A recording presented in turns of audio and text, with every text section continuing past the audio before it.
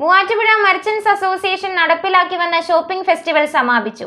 Shopping ഫെസ്റ്റിവലിന്റെ bumper നറുക്കെടുപ്പ് Kerala chief whip Appu John Joseph നിർവഹിച്ചു.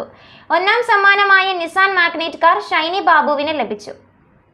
Muvattupuzha merchants association നടപ്പിലാക്കി വന്ന ഷോപ്പിംഗ് ഫെസ്റ്റിവൽ സമാപിച്ചു. ഫെസ്റ്റിവലിന്റെ ബമ്പർ നറുക്കെടുപ്പ് Kerala chief whip Appu John Joseph നിർവഹിച്ചു.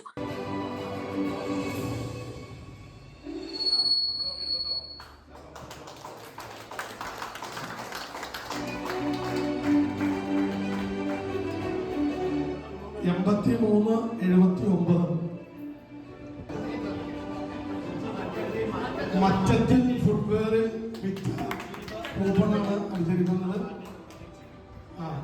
റോയൽ എൻഫീൽഡ് ബുള്ളറ്റ് 4771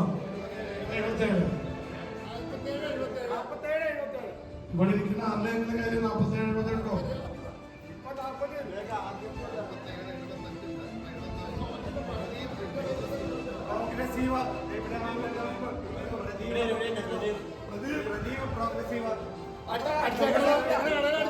കൂപ്പൺ അവരുടെ സ്ഥാപനത്തിൽ നിന്നാണ്.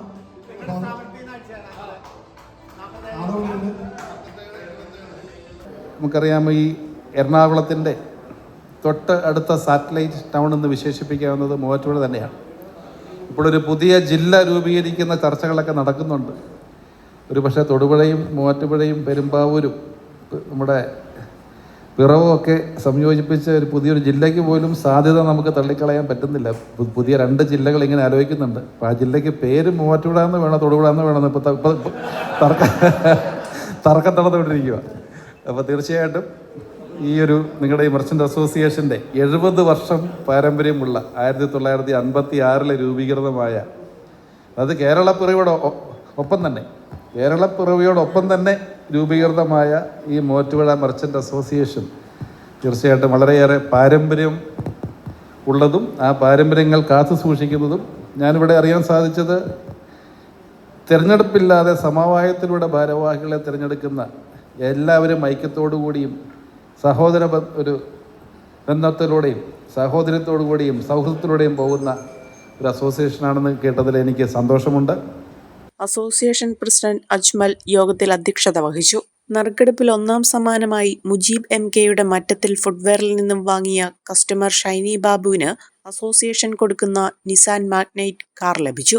2-ാം സമ്മാനം പ്രദീപ് വിക്കാണ് ലഭിച്ചത്. ചടങ്ങിൽ Kerala chief whip Appu John Joseph ഗാനം ആലപിച്ചു.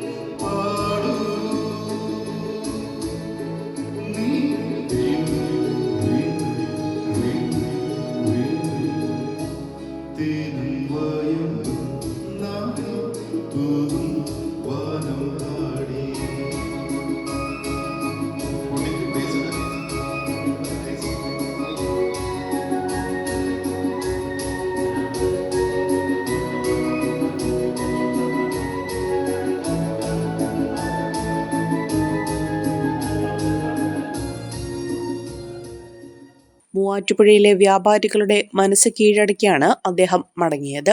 General secretary Gopakumar Kaloor, treasurer KM Shamsuddeen, vice president PM Abdul Salam, secretary Bobby Nellikkal, ഗ്രൈൻസ് president Rafi, youth wing president Arif PA, വനിതാ വിംഗ് പ്രസിഡന്റ് വത്സ ജോസ് എന്നിവർ ചടങ്ങിൽ പങ്കെടുത്തു. അഹല്യയിലെ വിദഗ്ധരായ ഡോക്ടർമാരുടെ ചികിത്സ കൊണ്ട് എനിക്ക് എന്റെ കാഴ്ചശക്തി പൂർണ്ണമായും തിരിച്ചു കിട്ടി. ഇപ്പൊ എനിക്ക് ഈസിയായി വായിക്കാം. നേത്ര സംരക്ഷണത്തിന് നമ്മുടെ Ahalya. Ahalya foundation eye hospital, കേരളത്തിൽ എല്ലായിടത്തും.